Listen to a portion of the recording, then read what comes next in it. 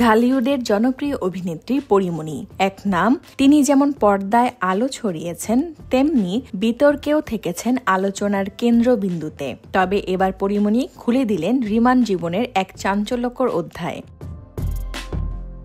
সম্প্রতি এক সাক্ষাৎকারে তিনি জানান, জেল ও রিমান্ডের সময় একাধিক তদন্ত সংস্থা, বিশেষ করে সিআইডি, তাকে বারবার একটাই প্রশ্ন করত, আপনি কাউকে শত্রু মনে করেন?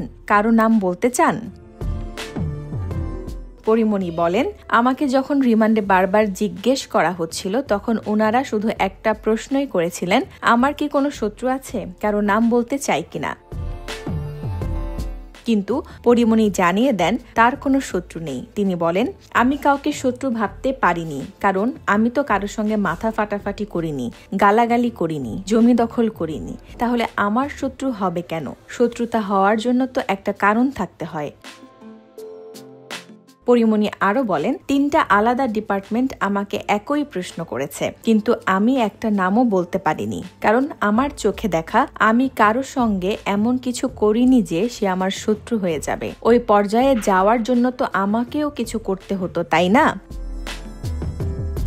অভিনেত্রী বলেন, আমি জীবনে কাউকে শত্রুর চোখে দেখি না, বরং আমি সবসময় চেষ্টা করি নিজের মতো থাকতে, নিজের মতো করে কাজ করতে।